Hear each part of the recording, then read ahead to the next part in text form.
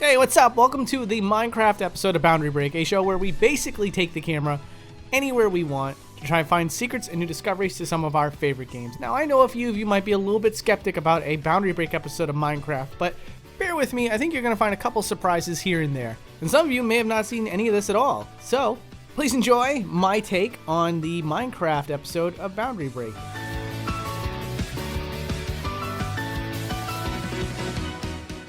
So first of all, I want to address something that seems to be the number one thing that people kept telling me over and over when I was starting this episode that you can't do. And that one thing was you can't reach the sun. Now the truth is you can reach the sun and the moon, of course, but it's not easy. And it's not easy because you have to essentially make a tool that allows you to do only that. Thankfully, someone made that tool. I want to thank Toothpaste Vixen for creating this tool that was just done out of sheer curiosity. And as a result of their hard work, we can now reach the sun. Now, what's happening whenever you use any tool provided to you by the developers of Minecraft, the sun and the weather and even the stars themselves are parented to the camera that you use no matter what. And they are always 100 blocks away from it. However, if you use the tool and it disables the parenting, you can now finally reach it. You can see that both the sun and the moon are not blocks, but in fact just flat textures. Textures that are not modeled on both sides, mind you. And as you can see for the stars, they basically make up a dome shape. And by taking the camera outside the dome, you can see the rounded shape that it makes around the player. Also, if you explore far enough, you can see that the sun and the moon are always in the game at all times. They're just slowly rotating before it eventually gets from night to day. And so for example, in this clip here, you can see the sun is inside the void. Before we jump into the next part of the video, I'd like to thank today's sponsor, Filmora 10. I think the most daunting task about starting a YouTube channel is trying to figure out how to use the editing software. Well, the good thing is that Filmora 10 is a popular video editor for beginners, as well as being a competent tool for experienced video editors. Because it is incredibly easy to use, but it's packed full of amazing features, and you can test it out completely free. And best of all, they've added new features that are incredibly handy as a YouTuber, including motion tracking, keyframing, color matching, and audio ducking. But honestly, the best stuff about this software is that it has royalty-free music, so you can avoid big companies like Universal trying to take the money from your hard work. Filmora also has great video effects, video transitions, filters, and even animated title templates. Seriously, if you ever wanted to ask me what is a great editing software to start with if you're going to do a YouTube channel, I can totally recommend to you Filmora, which you can try out for free to formulate your own opinion with. And not only that, but the guys at Filmora 10 is giving away a 1-year license to one of you who leaves a comment down below about your experience with it. So make sure you download it and give it a try. There is literally nothing to lose. And again, thank you very much, Filmora. Anyways.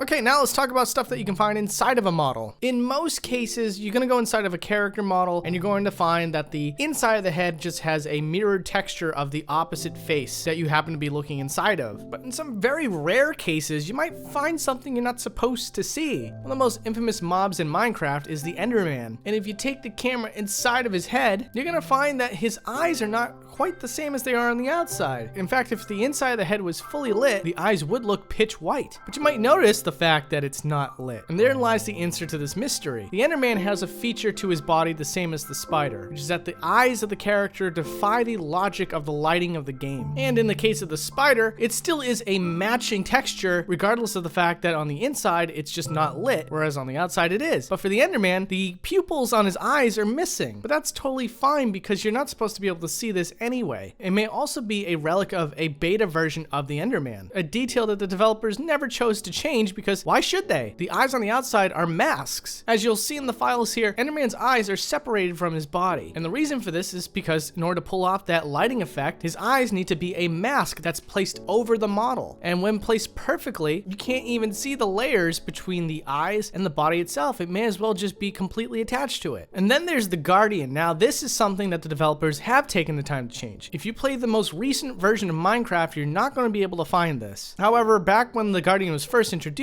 if you took the camera inside the model, you would see that there was a red texture inside of it, which is a little bit unusual. There was no function to the mob that would allow you to see any of this. I mean, if I was to speculate, there are cracks on the body of the Guardian. Maybe at one point you could have used your pickaxe to break open the shell. Well, regardless, this could be interpreted as flesh, maybe. And so this is a likely speculation as to why the developers took the time to remove it in future patches of the game. game. And also, curiously, on the texture sheet, there is Jeb written on the texture sheet itself, which is incredibly likely to be a reference to Jeb, the nickname of Jens Bergensten, who is currently the lead creative designer of Java and Bedrock editions of Minecraft. And that's not the only time developers have left behind messages in the texture sheets. The now removed Pig Zombie from the game had messages written inside of his texture sheet as well. Over in the upper center, you can see that it says Xphobia. I know it looks like it says Zaphobia, but I did a little research and apparently the original artist likes to pronounce it as Xphobia. And in the bottom right hand corner as the shorthand for thanks. Now you're not able to see this on the model itself because all this is written in the dead zone areas of the texture sheet. And here's a tweet from the original artist that confirms the origin of the message itself. It was left behind by Notch, thanking Xphobia for his work on the model. And for some reason the zombies always seem to have all these weird oddities about them. So here's what the original texture sheet for a zombie looks like. It's still used to this day. And here's an early version of what the villager zombie looks like. Now you might notice that the shirt for the villager zombie is the same. Fortunately, taking the camera inside of its head won't show you anything, but taking a look at its character sheet will tell you everything you need to know. It is the exact same texture sheet as the zombie, only they added a head to the villager on the bottom of the texture sheet. And so this model just essentially ignores the textures of the zombie head itself and instead uses what's down below on the texture sheet to make the model of the villager head. I just thought that was really interesting. But anyways, time to look at some stuff that's out of bounds yet again. This right here is an early version of the minecart. This is also patched out in later versions of the game. And just below the bottom of the minecart is another texture that's completely unused. This is likely to represent dirt being stored inside of the minecart. It's hard to say, but here's how that looks without the official texture obstructing it. And now it's time for a viewer request. As always, you can follow me on Twitter if you ever want to make a request for a game that I'm currently working on. It also gives you an idea of what games are coming up next. But anyways, the viewer requested to see inside of the Ender Dragon egg, and I was a little bit surprised by this request. You have to understand that normally when you take the camera inside of any mob or any object, you just tend to get an empty space inside. But for the Ender Dragon egg, there's a silly little technique used here. What you would imagine to just be an object just completely modeled to look the way it does, instead uses a series of cuboids stacked on top of each other to create the layers. And each ridge that has a different width is just another cuboid. And I guess a couple other things that are kind of fun to mention too. Anything that you have to shear also has the part of the model that you get to see when you shear something inside of the model that's pre-sheared. Hope that made sense. I'm just gonna take the camera inside. So for the sheep here, for example, you can see the shaved body inside of the wool body. And for the snowman here, you can see the snowman head inside of the pumpkin head. And I personally thought that was cool. I'm sure there's gonna be some of you that are like, oh, come on, really? You're gonna show us that? Fine, I'll show you something that you probably haven't seen before. Thanks to Toothpaste Vixen, who also provided the camera to be able to reach the sun, we can now see the menu at another angle. Yes, that means the HUD, including the font on top of the HUD, all exist in a 3D space. And so then you may ask, what about the background? Is the background a 3D space? I mean, it's pretty clear that it's an image, right? Well, yeah, it is. As we pull the camera away, you can see the skybox for both the older background and the newer background. And really quick, I want to point attention to something that's really interesting. The void for the old background has a white to gray gradient, something that's not present in the new background, which is just a stark white.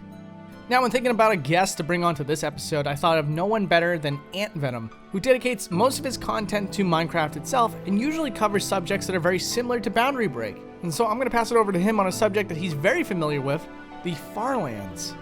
When talking about the boundaries of Minecraft, we can't forget the Farlands. They're a phenomenon that used to occur in Minecraft Java Edition and still occur on phone variations of the game 12,550,824 blocks away from the spawn.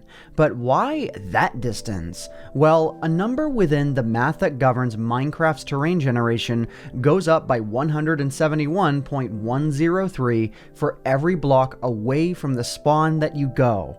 When you take those two numbers and multiply them, you get the signed 32-bit integer limit, which is as high as this number can go. Beyond this limit is absolute chaos. The Farlands stretch up and down forever. Seriously, using the cubic chunks mod, which removes the height and depth restrictions entirely, it becomes possible to see the sky and void Farlands, which occur at twice the distance of the previous set, but vertically. Now, what happens when the two regular farlands collide? You get the corner farlands, made up of multiple layers of varying terrain. But then, what happens when the corner farlands collide with the void farlands? You get absolute inexplicable chaos. Welcome to the real end of Minecraft.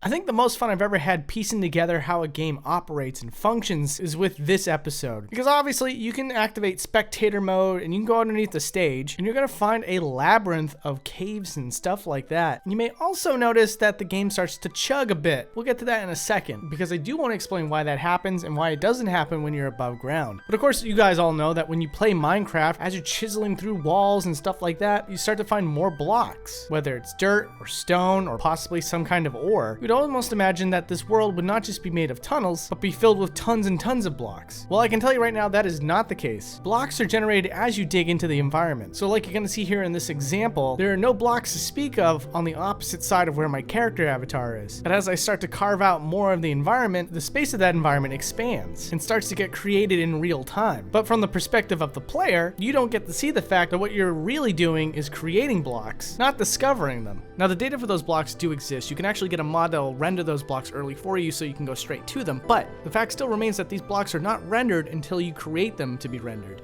And so then the question then becomes, can you see inside of a block? And the answer is technically no, because the blocks in Minecraft are not modeled on all sides unless you build it that way. Otherwise, for optimization purposes, you're left with less polygons, which ultimately saves on resources. Now, here's the funny part. You may be getting ready to type on your keyboard, well, I can get sand to drop on top of my head, and when that happens, I can see inside of the sand. So you're wrong, she says. To that I say, you know, good for you on your due diligence, but the truth is, you're not technically seeing inside of that block, but instead the game is programmed in a way that if you can get your head inside of a block, it produces a 3D space around your character avatar. It's almost like how sky domes work. And when sand is just dropping on top of your head, it looks pretty normal. But what if we were to look at these blocks from the sides? You know, move left and right instead of up and down. Well, when that happens, the illusion is completely broken, because as I navigate through these spaces, you're going to notice that the textures never shift left or right. And as long as that type of block matches what is coded into the game, it's going to use the same one cube space to map around the player's head. And if the player ends up in a different type of block, the texture is then just swapped out, as you're going to see here, not organically moved from one block to the other. Instead, it just immediately snaps to the other block. And I picked this environment in particular because you probably can't see the visualness of this. You can just feel it as you're pressing left and right on the keyboard, but seeing it on a YouTube video doesn't really make any sense. However, you see this piece of geometry here? Well, that belongs to a layer of snow that is clipping through the blocks. And so again, to further ruin the visual trick here, you can see the geometry of the snow moving back and forth, but not the block itself that you're stuck inside of. So again, to reiterate real quick, you are not looking inside of the block that your head is stuck inside of right now. Instead, you are inside the block, but because the block is not modeled on both sides, the game has assigned you a sky dome essentially for you to be able to look around freely, but you cannot pan the camera outside of it until you're done with being inside the block. And even then, it doesn't pan at all, it just disappears. Now back to being underground real quick. First of all, this is what it looks like when you get underneath the bedrock. I'm sure a lot of you have seen this already, but of course I just want to cover all of my bases here. This is what the bedrock looks like when it's completely lit, and normally it would be pitch black, it'd be very difficult to see, but I made sure to have the lighting set to maximum capacity so you could just see how massive the bedrock is. Of course, at a certain point, the game is programmed for your character to die. It did install a death barrier even if you're in spectator, which is very interesting.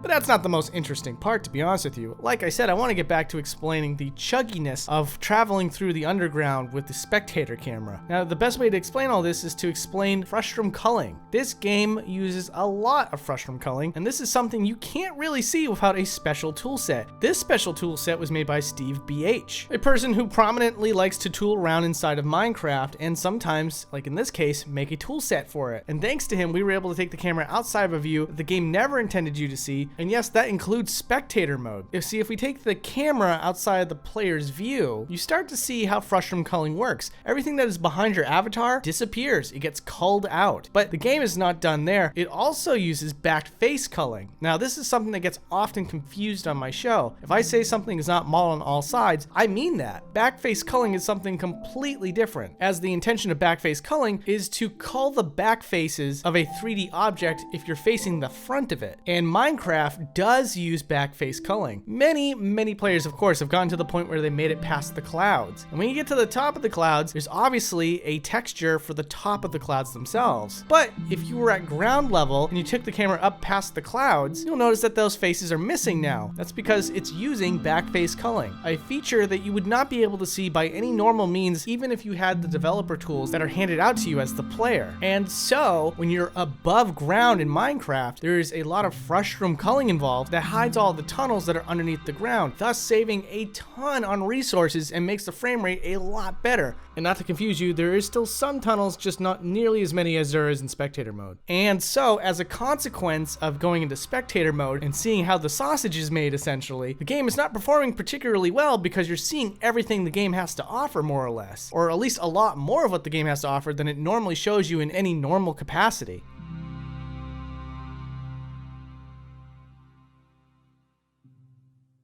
And I also wanted to throw in one little bonus thing. This is definitely a little treat that I decided to throw in for the people that were patient enough to get through the whole video. Here is the Super Smash Bros. Ultimate content zoomed out. And finally, we have something that's not a cube. Because as you're going to see when you zoom the camera out here, the biomes are actually made on a half dome. And what's really weird about these half domes is that on the opposite side of the half domes, there's a solid color instead of one of the two typical things, which is either A, an image of the sky dome on the opposite side, or B, it's not modeled on the opposite side, so you can see through the sky dome. Nope, here for example, it's a blue half dome. I really don't see that very often. The sun, unlike the real game, seems to have two layers to it as well. There's a square in the center that sticks out a little further, and there's one that's a little more familiar looking to the original sun in the back. You can also see that the physical part of the stage eventually fades out as you get towards the bottom. And of course, our good friend Sakurai is a huge fan of Boundary Break, as it turns out, and he mentioned in one of his streams that you can see the villager sleeping in the beds at night, just like here. Hey, seriously, thank you so much for watching. If you want, you can check out this playlist here to see if the channel is right for you. I'm not gonna ask you to subscribe, you can make that choice yourself. But right here on the screen, as well as in the video description, here's easy access to any episode you might wanna watch and just see if you like the show. But other than that, thank you Steven Olson for being the top contributor on Patreon, and I'll see you guys next time. Really hope you enjoyed this.